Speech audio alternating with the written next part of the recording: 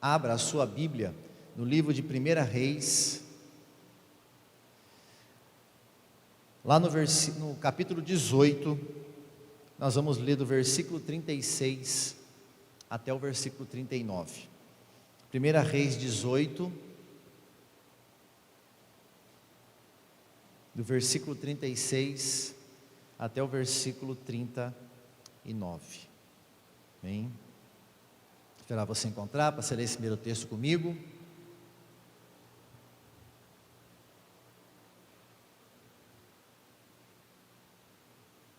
Glória a Deus. Louvado seja Deus. Olha o que diz aqui a palavra do Senhor.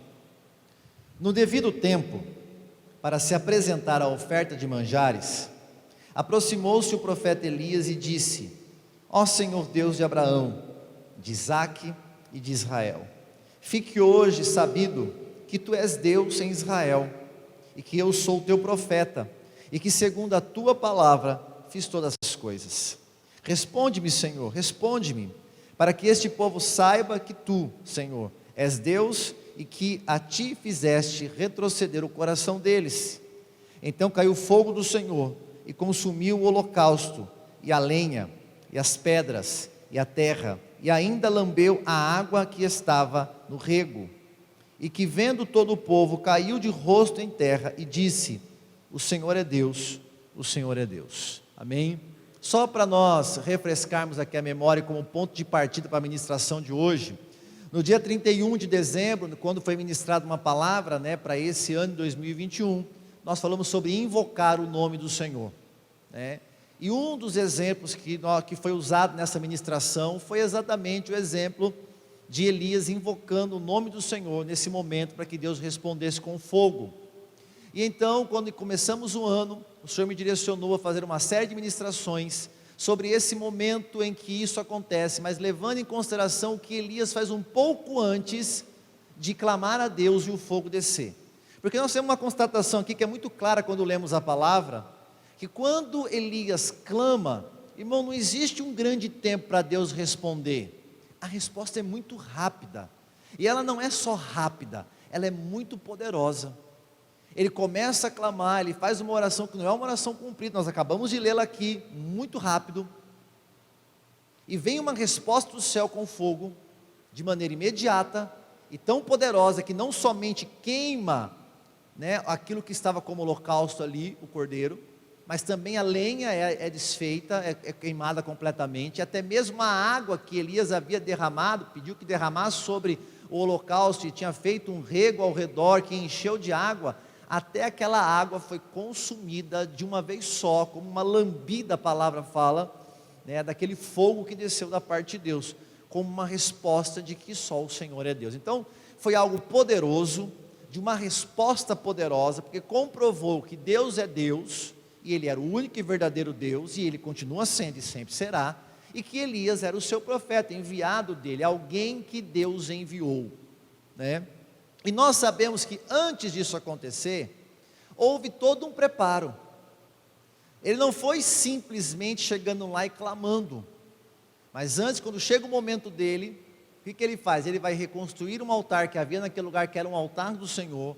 Ele reconstrói, ele pega 12 pedras, faz um outro altar a Deus, representando aquelas 12 pedras, 12 tribos de Israel, já deixando muito claro como Deus enxergava Israel. Naquele tempo Israel não era uma só nação, eram duas, era Israel e Judá, que havia se dividido, 10 nações para Israel, 10 tribos para Israel e 2 para Judá, mas aí Elias fala aqui, deixando muito claro que para Deus a nação era uma só. Ele está falando aqui de como nós pregamos sobre isso também esses dias, já foi falado sobre isso aqui também, e ele reconstrói aqui, então, há um preparo do altar para que aquilo aconteça.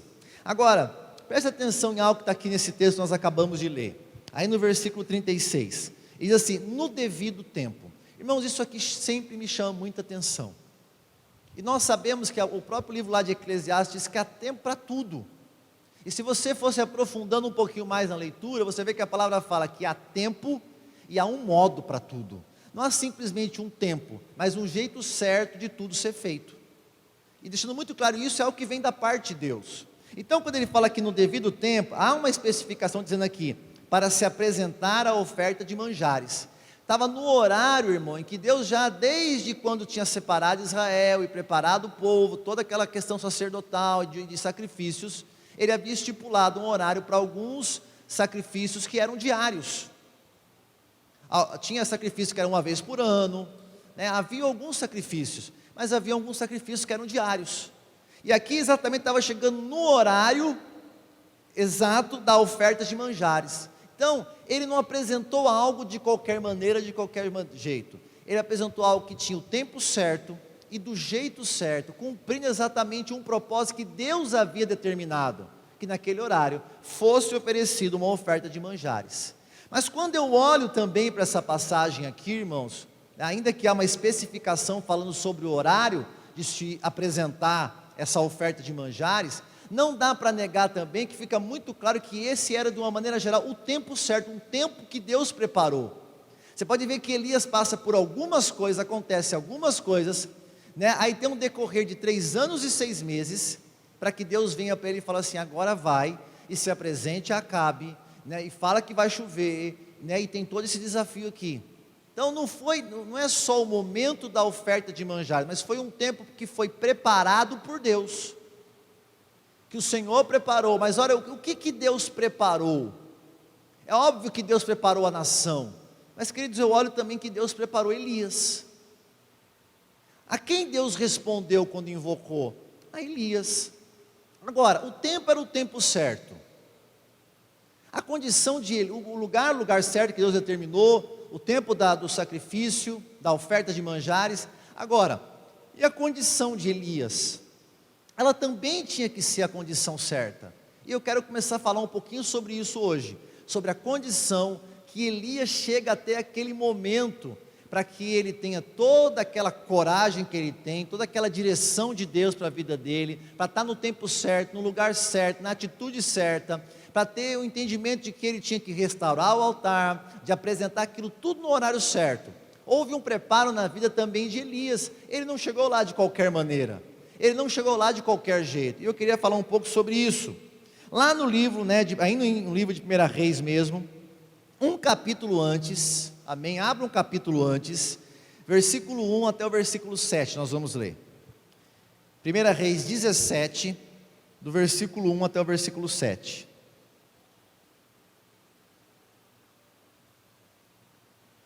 Aqui é o primeiro momento em que a palavra cita Elias. Mas a vida dele não começou aqui. E se ele foi chamado, ele já era profeta.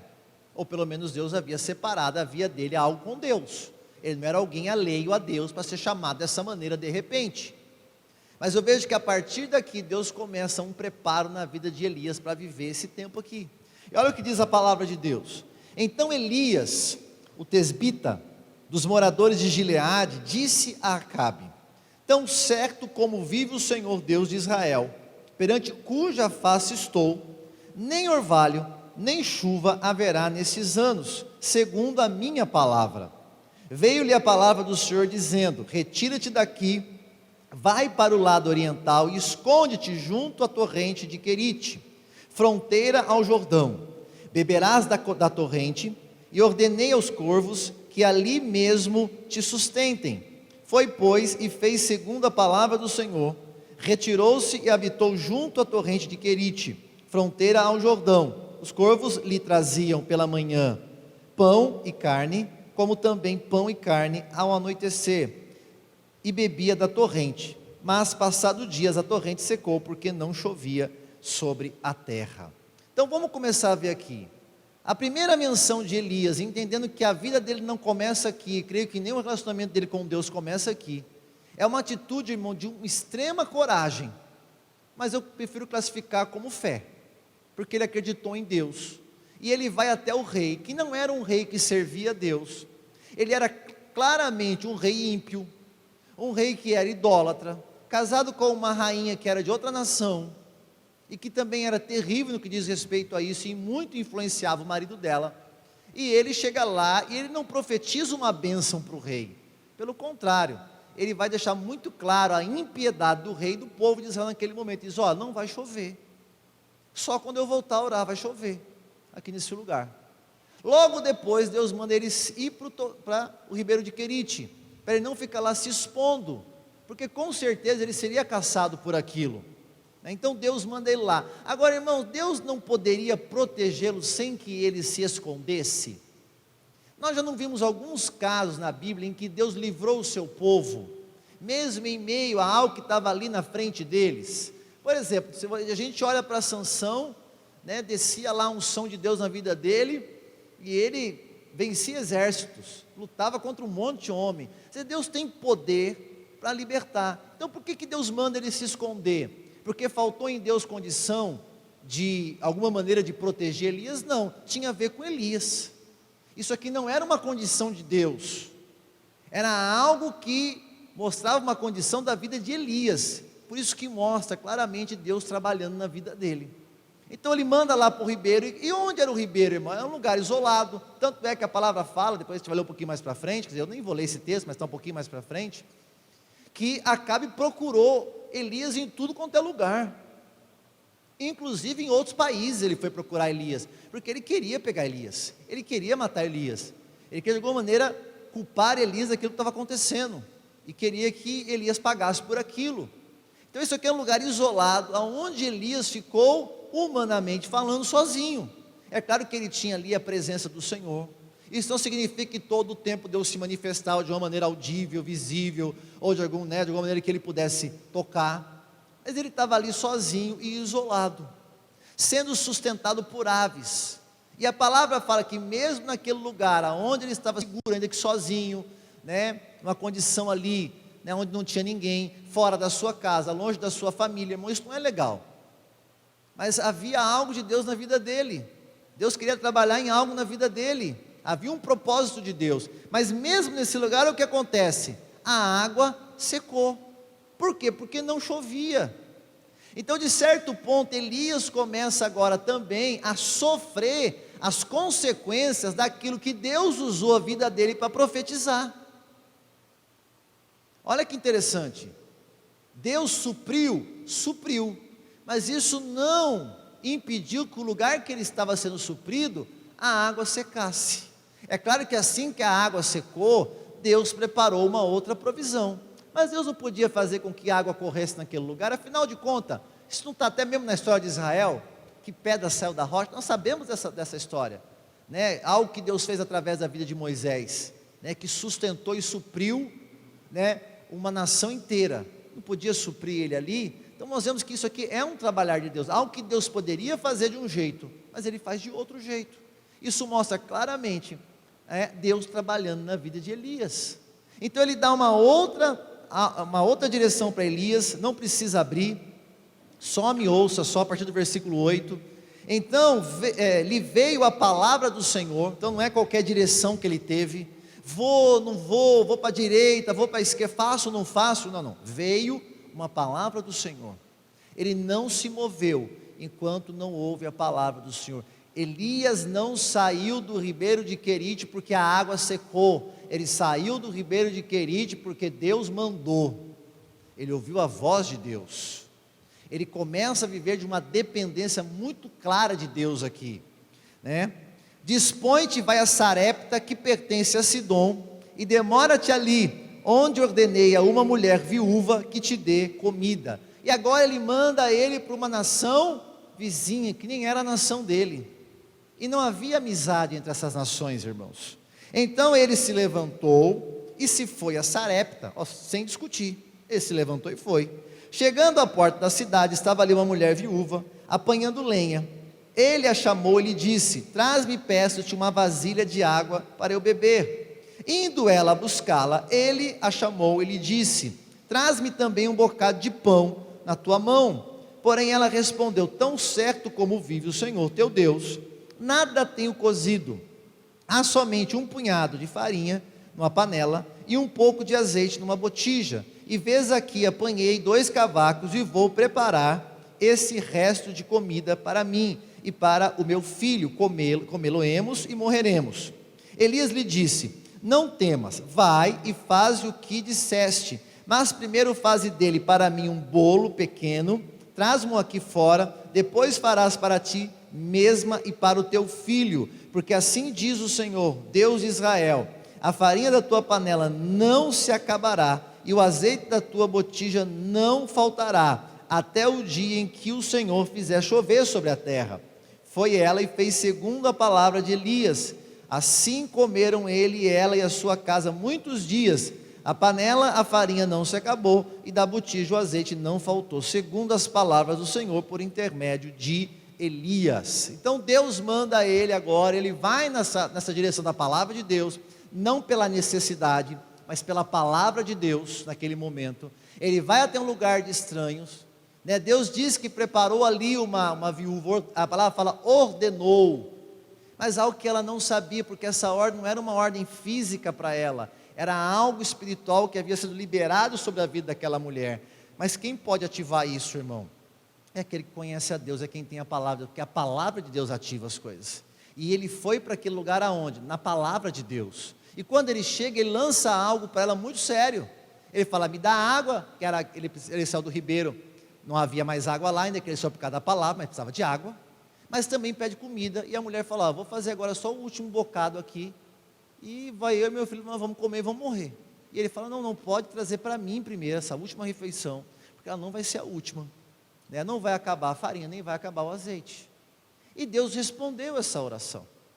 Deus respondeu a fé de Elias, e realmente, eu não sei dizer, algumas pessoas falam assim: ele comeu por 3 anos e 6 meses, né, viveu ali. Na verdade houve o tempo que ele ficou no ribeiro, né, não sei quantos dias foram aquilo até secar realmente completamente o ribeiro, mas irmãos, pelo menos uns 3 anos, ele ficou comendo apenas aquilo que era feito de farinha e do azeite.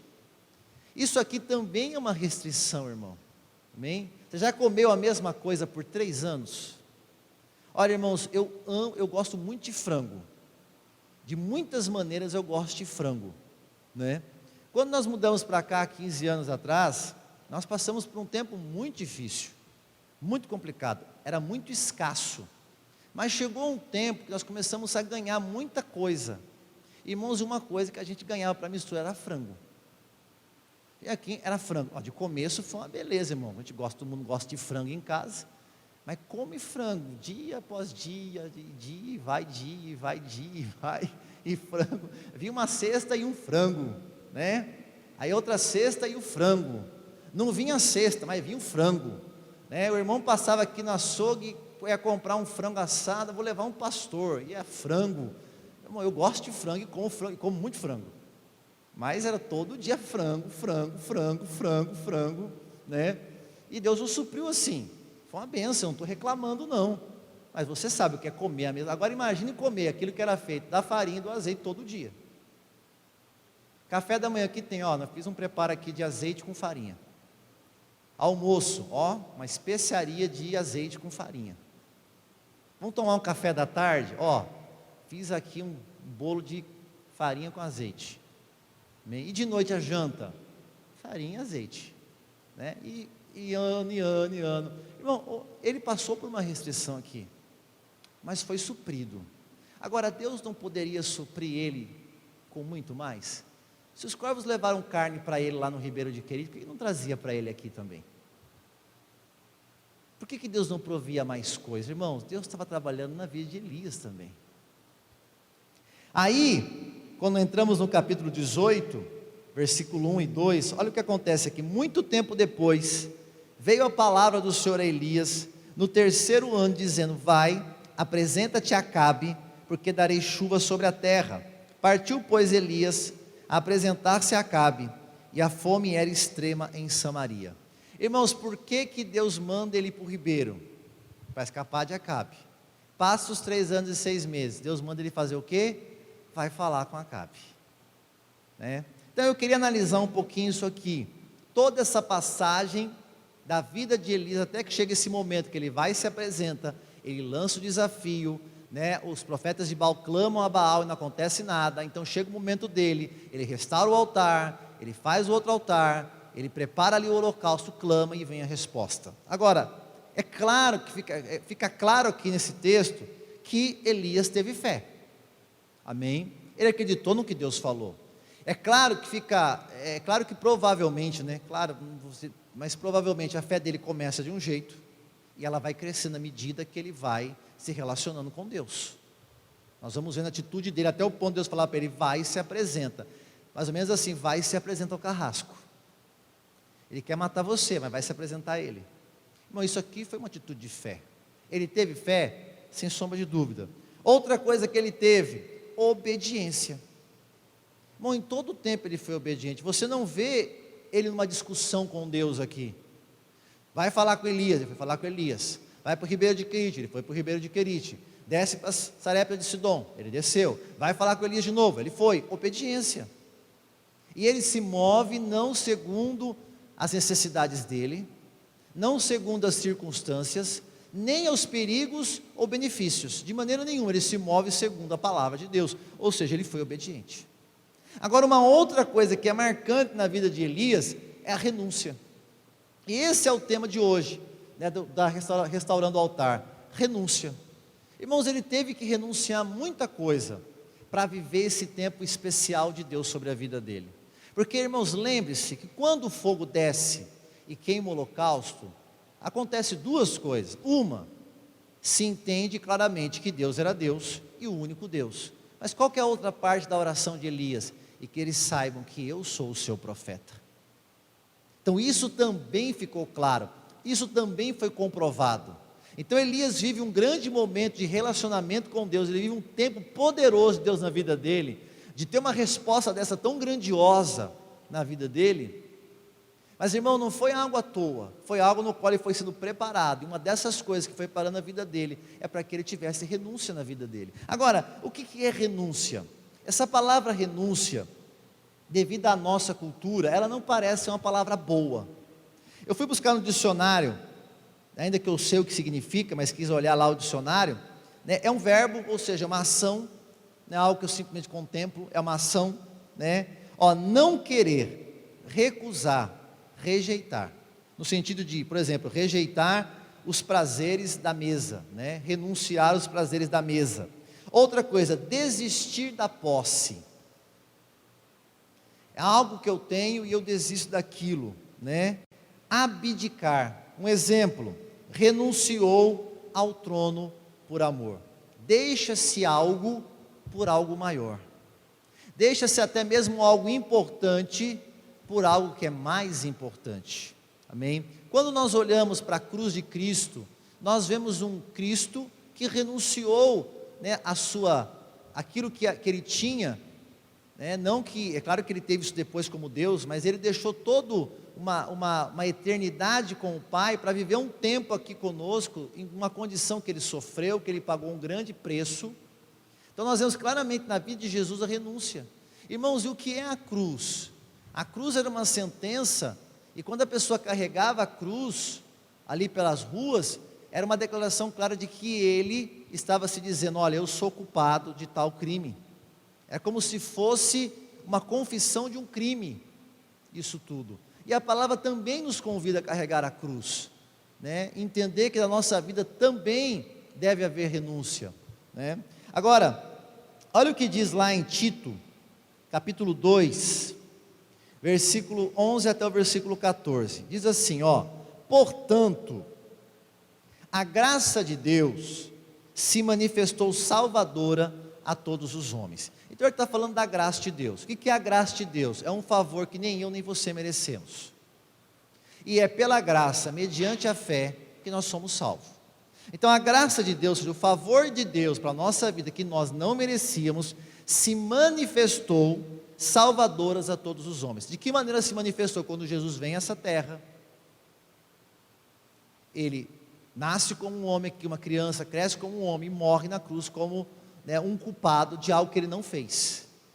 Ele renuncia à sua inocência naquele momento, para pagar um preço pela nossa vida, ainda que ele é inocente, e sempre foi inocente, né? Agora olha o versículo 12, né, falando em cima disso, dessa graça que foi revelada para a nossa vida, educando-nos para que, ou seja, algo que eu vou gerar na minha vida, eu vou me educar para isso.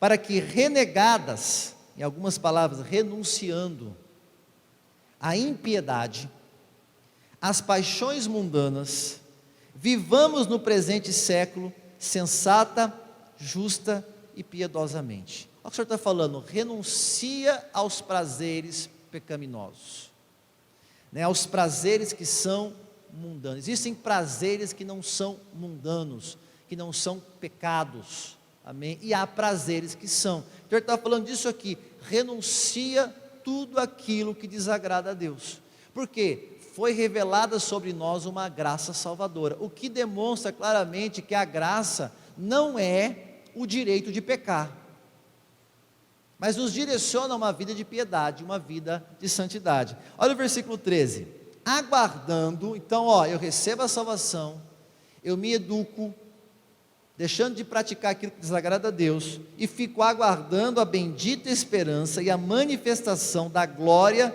de nosso grande Deus e Salvador, Cristo Jesus, ao qual a si mesmo se deu por nós, ou seja, Ele deu a vida dele por nós, a fim de remir-nos de toda iniquidade e purificar para si mesmo um povo exclusivamente seu, zeloso de boas obras. Então o que o Senhor está falando aqui, deixa aquilo que desagrada a Deus, exatamente porque Deus morreu por você, Cristo morreu por você, para que você deixasse essas coisas, vencesse isso. Então isso aqui é um grau de renúncia, deixar aquilo que desagrada a Deus. Mas irmãos, a renúncia vai um pouco mais longe. Olha o que diz aqui em Mateus 16, do versículo 24 até o versículo 27. Olha o que diz aqui, então disse Jesus aos seus discípulos. Para quem Jesus está falando? Para todo o povo? Não, ele está falando para os seus discípulos, gente que andava com ele, gente que ouvia, gente que estava aprendendo, né? Vamos dizer assim, era a igreja naquele momento, os seus discípulos. Se alguém quer vir após mim, então condição aqui, irmão, é o que ele está falando, algum de vocês, ou qualquer outro que vier depois, se quer me seguir, decisão é sua, quer me seguir, quer andar comigo, amém? A si mesmo se negue, tome a sua cruz e siga-me. Irmãos, o que é negar a si mesmo? Significa que a partir de agora eu não vou mais tomar conta da minha vida, eu não vou ligar para mais nada, eu vou andar igual um largado por aí. Não é isso. Negar a si mesmo, irmãos, é colocar a vontade de Deus, o propósito de Deus para a nossa vida, acima das nossas vontades e acima dos nossos propósitos. Pastor, mas qual é a vantagem disso? Exatamente o que aconteceu com Elias, ele abriu mão de tudo isso, e ele viveu algo com Deus, que muita gente quer viver, muita gente quer uma resposta rápida de Deus para a sua vida, e poderosa, mas acham que podem viver isso de qualquer maneira, sem compromisso com Deus. Elias viveu isso, mas ele viveu um tempo de preparo na vida dele também, até que chega o tempo certo, o momento certo, em que ele clama, e é uma grande resposta de Deus para a vida dele. Nós estamos falando de Deus responder, de se preparar para a resposta de Deus. Quantos querem uma renovação e restauração do seu casamento, mas não pagam o preço de um preparo da própria vida? Irmãos, uma das coisas desses 20 e poucos anos de ministério que temos, de ministrar para casais, de ministrar para pessoas, uma das coisas que a gente fala, é falar com o casal. Quantas vezes eu conversei com casais, está ali os dois, mas boa parte das conversas ou é com um ou é com o outro. E normalmente nós começamos a conversa ouvindo o que a pessoa tem a dizer, do que está acontecendo no casamento, e logo em seguida nós perguntamos para ela como está a vida dela com Jesus. Irmão, você precisa ver o quanto isso é ofensivo na vida das pessoas. O como perguntar o como está a vida dela com o Senhor, ofende elas como se estivesse culpando elas do problema. Então nós paramos e explicamos, olha, nós entendemos que Deus pode mover, que Deus pode restaurar, e Ele vai usar a vida de quem estiver pronto para ser usado. E nesse momento, quem está na minha frente aqui falando, é você, ou é o homem ou a mulher, né? Quando vem um ou outro. Fala assim, então como é que está a sua vida com o Senhor? Para viver um tempo de restauração na sua vida. Porque, ou o seu marido, ou a esposa, depende de quem estiver na minha frente, né? Precisa da sua intercessão. Precisa que alguém atraia a presença de Deus. Até que essa pessoa desperte também, e busque também. Eu falei, quem está aqui na minha frente é você. E é nesse sentido que eu estou perguntando, né? Mas quantos não querem abrir mão disso? Irmãos, eu me lembro de um casal que chegou até nós, até fui ao escritório ali conversar com eles, e eles estavam com um problema sério, porque a moça, ela tinha começado um relacionamento, casada, um certo relacionamento com outro cara, através do Facebook, e era algo constrangedor, eles foram procurar sobre aquilo, né? Então, eles queriam restaurar o casamento, eles queriam que aquilo fosse mudado, tudo mais, ela também disse isso.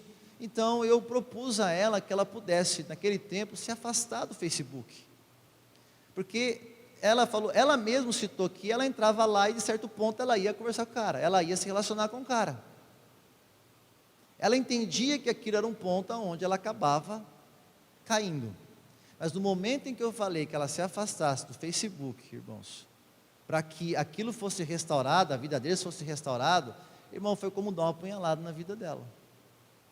Ela saiu da igreja, o marido foi junto, nem ele quis que ela fizesse aquilo, o seu ponto exatamente que causava o dano, eles não queriam abrir mão, ela não quis abrir mão daquilo, e saiu da igreja, porque as pessoas querem viver algo da parte de Deus, mas em nenhum momento nós queremos se preparar para viver aquilo, e não querem abrir mão dos seus prazeres. Pastor, ter Facebook é pecado? Não, não é um pecado, mas da maneira que ela estava usando, era pecado, o que ela estava fazendo era pecaminoso, era adultério. Pastor, mas adultério não é um relacionamento, mas o que Jesus fala? Se você olhar para uma mulher e desejá-la, você já cometeu adultério com ela. Eles estavam se desejando, aquilo já era um adultério, mas ela não quis abrir mão daquilo.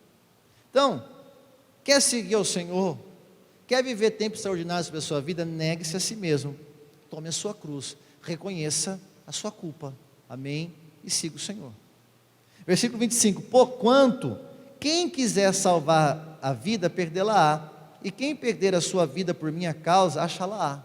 Irmãos, uma das coisas que as pessoas mais confundem sobre renúncia, é como se eu vou renunciar, eu não vivo mais, e essa palavra deixa claro que quem tenta guardar a sua vida, perde a sua vida, mas quem por amor de Cristo, entre aspas, perde a vida agora, deixa de fazer algumas coisas que atrapalham o relacionamento com Deus, ele encontra a vida dele depois, ele recebe vida depois, vai ter um tempo extraordinário sobre a vida dele, e está falando aqui também da vida eterna, que é o ponto fundamental de tudo isso, mas ele deixa claro isso aqui, versículo 26, pois que aproveitará um homem se ganhar o mundo inteiro, e perder a sua alma? Irmão, o que adianta se Deus respondesse com algo extraordinário, antes de preparar a sua vida, antes que você renunciasse muita coisa, e você vivesse um tempo poderoso de Deus para a sua vida, mas depois fosse para o inferno?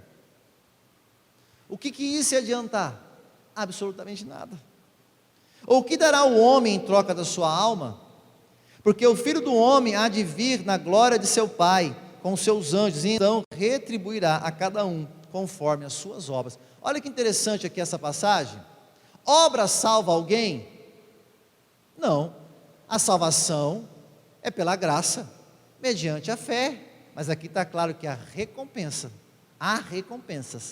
que são de acordo com as obras, e por outro lado também o próprio Tiago fala, lá no livro de Tiago, que a obra comprova a nossa fé, então uma fé que não tem obra nenhuma, é uma fé morta, ela não é verdadeira, a fé nos move, e vai nos mover para fazer a vontade de Deus, como moveu Elias, até mesmo para se apresentar para quem queria matar ele. Quem moveu Elias? A voz do Senhor, mas ele acreditou na voz do Senhor, ele teve fé para poder ir se apresentar perante Acabe. Então, fica claro aqui, então retribuirá a cada um conforme as suas obras. Há uma retribuição segundo aquilo que eu pratico, meu irmão, e você pratica. Agora, vamos voltar no comecinho aqui do versículo, ele diz, quem quiser ser meu discípulo.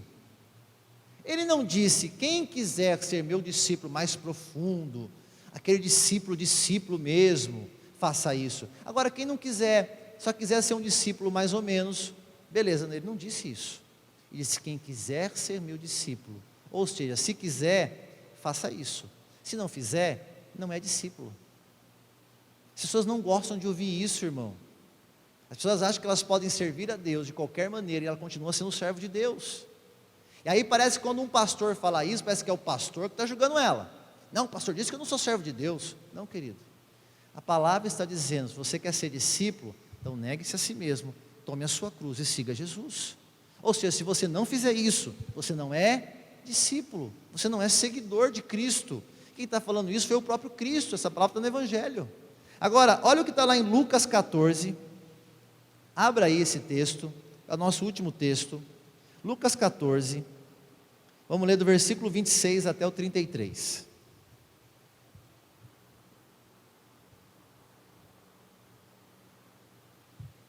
Quando nós falamos assim, então o pastor começa a ser acusado de dizer quem é, quem não é servo de Deus. Não, quem está dizendo é a palavra de Deus. Até porque a palavra é muito clara que eu não devo julgar ninguém, eu não sou bobo de julgar. Até porque não é um direito meu, esse é Deus quem julga. E a palavra fala que se eu julgar, eu vou ser julgado da mesma maneira, em boa medida, recalcada, sacudida, transbordante e generosamente me darão. E ele está falando de julgamento nessa palavra. Então olha o capítulo 14 de Lucas, versículo 26 ao 33. Grandes multidões acompanhavam e ele, voltando-se, lhe disse. Então, para aqui. Grandes multidões acompanhavam Jesus. Irmão, Jesus veio ao mundo para quê? Para salvar o pecador, desfazer a obra do diabo. O que ele tinha ao lado dele? Uma multidão de gente para ser salvo. Qual que é a lógica de muita igreja e muito pastor hoje? Não. Vamos falar só assim para agradar, o pessoal vir. Afinal de contas, nós queremos salvar vidas. Essa é a lógica do mundo hoje. Agora, olha Jesus, presta atenção. Se alguém vem a mim e não aborrece seu pai, e mãe, e mulher, e filhos, e irmãos, e irmãs, e ainda sua própria vida, não pode ser meu discípulo. Quem será que está certo? Os pastores de hoje, as igrejas de hoje, ou Jesus? A palavra é dura? Sim, mas é verdadeira. Você não pode anular a verdade, porque ela possa ser dura. Olha o que Jesus fala para aquele povo que está indo lá. O que ele podia falar? Não, vem, olha, os cordeirinhos de Jesus, lindinhos de Jesus, amorzinhos de Jesus. Fica comigo aqui, multidão, vamos salvar todo mundo. Não, Jesus deu uma palavra de salvação verdadeira. Quer ser salvo? Tem que me seguir. Quer me seguir? Tem que ser assim. Agora, significa que eu tenho que romper com meu pai, eu tenho que romper com a minha mãe, com a minha mulher, com os meus filhos? A palavra de Deus não está dizendo isso, irmão. Quando Deus fala aborrecer, não significa que tem que fazer alguma coisa para aborrecer. O que ele está falando é colocar a Deus acima de tudo, mesmo que essas pessoas tão próximas de você não gostem disso. É disso que ele está falando. Ele não está falando que pai, mãe, esposa, filho não é importante. Ele não está tirando a importância disso, e nem está dizendo que nós não devemos dar importância à nossa família. Se você for ler a palavra de Deus, é o contrário. Ele fala muito da importância da família. O que ele está falando é, você quer me seguir, eu tenho que estar muito acima disso tudo. Quando eu falei agora há pouco de pessoas perseguidas pelo mundo afora, antes de começar aqui a parte da administração, muitas das perseguições, irmãos, quem acaba cometendo são familiares de pessoas que abandonaram outras religiões e se converteram ao cristianismo. E quantos de nós, mesmo aqui no Brasil, que não somos perseguidos pela família, mas quantos da nossa família se aborreceram conosco quando nós nos convertemos?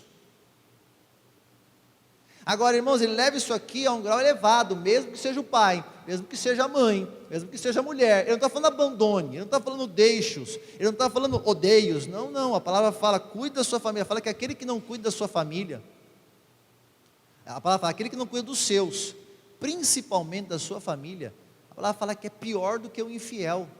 E ele fala, porque negou a fé.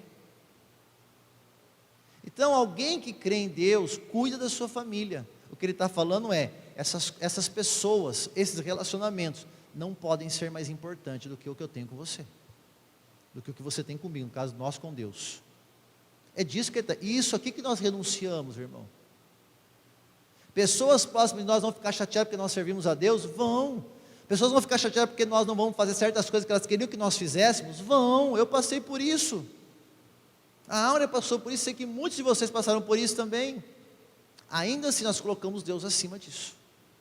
É disso que ele está falando. E olha que interessante, ele não disse, quem quiser ser o meu discípulo, para valer, aqueles que são assim, né, o da série A, né, faça assim, da série B pode ficar. Não, ele não disse isso. Ele não colocou dois tipos de discípulo. Discípulo é um tipo só, são os que colocam Deus acima de tudo. Então aqui não é só uma questão de viver uma resposta de Deus. A renúncia que nós praticamos, que eu falei que é uma ação, ela diz respeito também ao fato de eu ser discípulo de Deus, ou não. E quem está dizendo isso não é a palavra, o pastor não está julgando ninguém. A pessoa fala, agora o pastor falou que eu não sou crente. Não, irmãos, a palavra está falando que se eu não aborrecer meu pai, minha mãe, minha esposa, é claro que quando isso for questão de relacionamento com Deus, significa que eu não sou discípulo de Jesus. Está muito claro na palavra de Deus. E ele continua, se alguém vem a mim e não aborrece, 27, e qualquer que não tomar a sua cruz e vier após mim, não pode ser meu discípulo. Irmão, o que é pegar a cruz? É reconhecer que somos culpados, é reconhecer que nós pecamos, e que somos carentes da glória de Deus. Isso é renúncia. Ainda mais no nosso tempo, os últimos tempos, que a palavra fala que o homem seria egoísta e amante de si mesmo, o quanto hoje isso é renunciar. Em vez de eu achar que eu sou o máximo, eu entender que de máximo eu não tenho nada. O que há de máximo na minha vida é que Ele me amou, deu a sua vida por mim, eu me rendi a Ele, e Ele encheu a minha vida da vida dEle. É isso que é o máximo na nossa vida. E ele continua aqui, olha o que ele fala aqui, presta atenção, parece que Jesus muda de assunto, mas ele não está mudando de assunto. Pois qualquer de vós, pretendendo construir uma torre, não se assenta primeiro para calcular as despesas e verificar se tem os meios para concluir? E Jesus mudou de assunto, deu uma perdida aqui agora, né? Para não suceder que, tendo lançado os alicerces, não podendo acabar, todos os que virem zombarem dele, dizendo, esse homem começou a construir e não pôde acabar. Ou qual é o rei que, indo para combater outro rei, não se assenta primeiro para calcular se com 10.000 homens pode enfrentar o que vem contra ele com 20.000? Caso contrário, estando o outro ainda longe, envia-lhe uma embaixada pedindo condições de paz. Agora presta atenção no versículo 33, assim, então uma coisa está ligada com a outra, assim pois, todo aquele dentre vós, que dentre vós não renuncia a tudo quanto tem, não pode ser meu discípulo. O que ele está falando aqui, irmãos? Quer ser meu discípulo? Renuncia tudo, não tenha nada mais importante do que Deus na sua vida.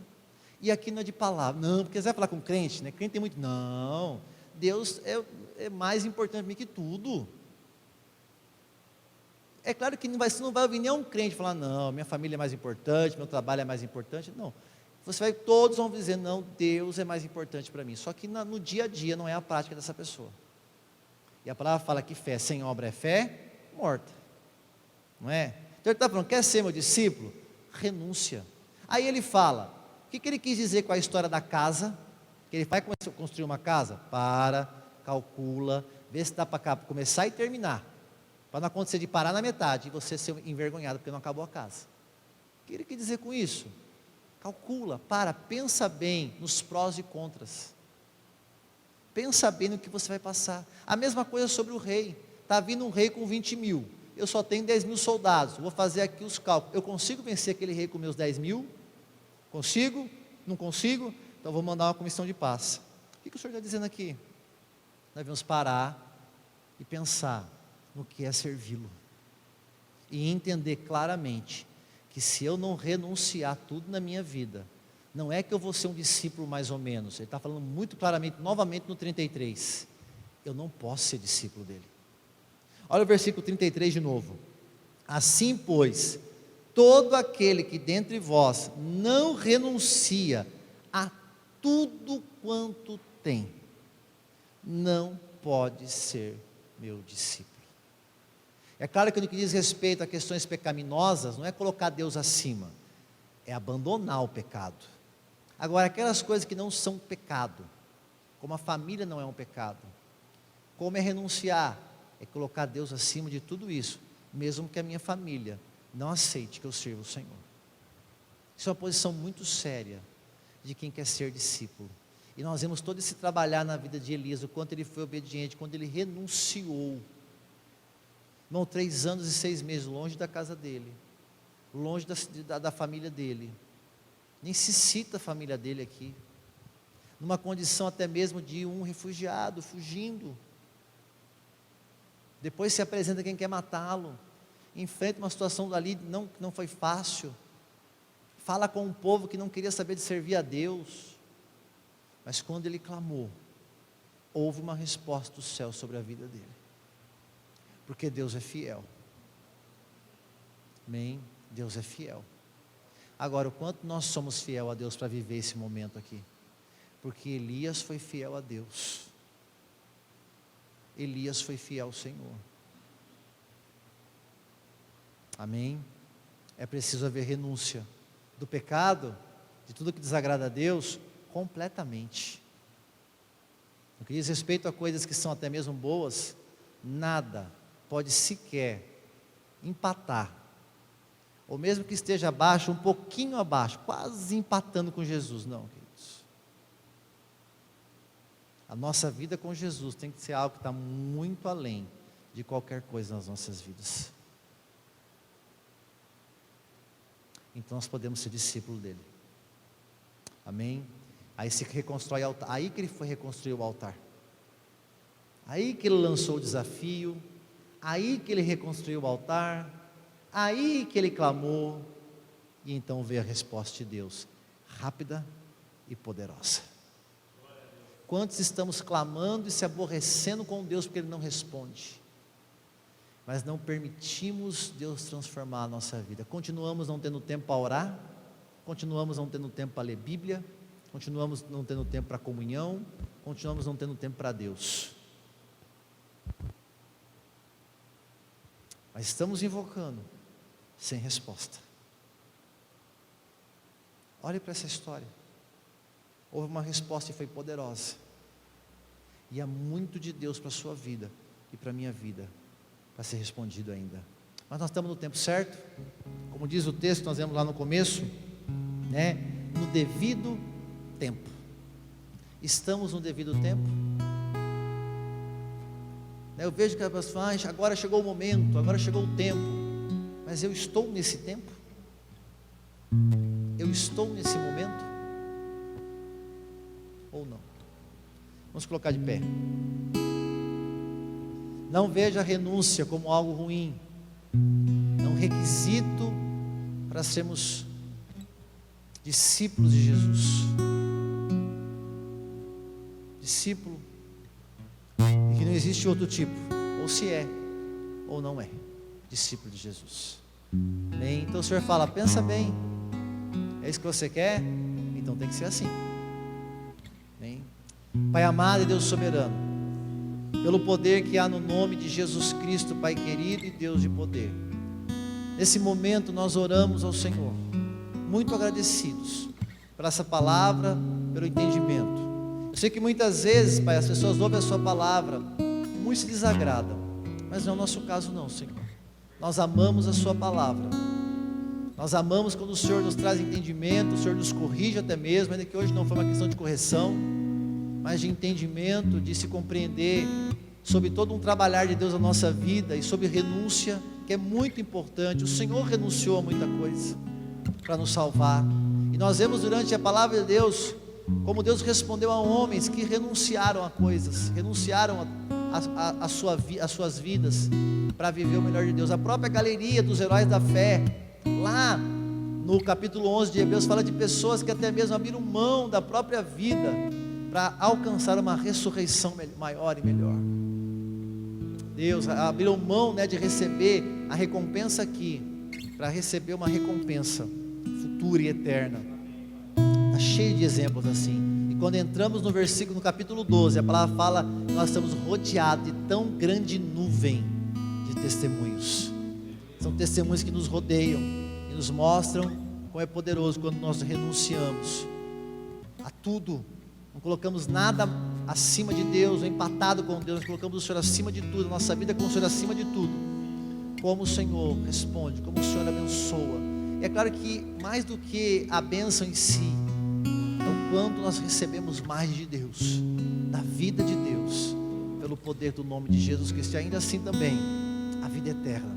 Glória a Deus, nós te louvamos e agradecemos, Pai, em nome de Jesus Cristo, amém, e glórias a Deus, amém. Louve o Senhor com as suas palmas, em nome de Jesus.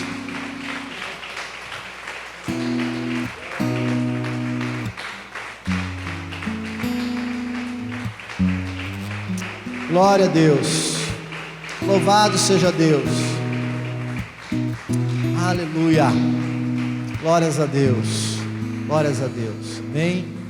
Qual que é o tempo agora? Senta, faz os cálculos, vai começar a construir, vai terminar, dá para encarar 20 mil com 10 mil, assim nós também, temos que pensar muito bem, porque se nós não renunciarmos a tudo, irmão, nós não podemos ser discípulos de Jesus, amém?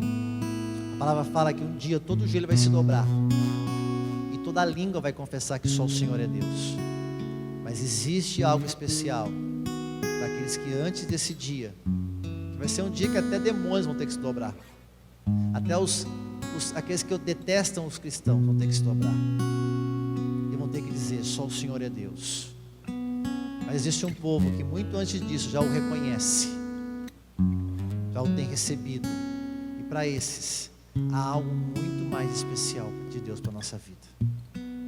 Seja discípulo de Jesus, amém?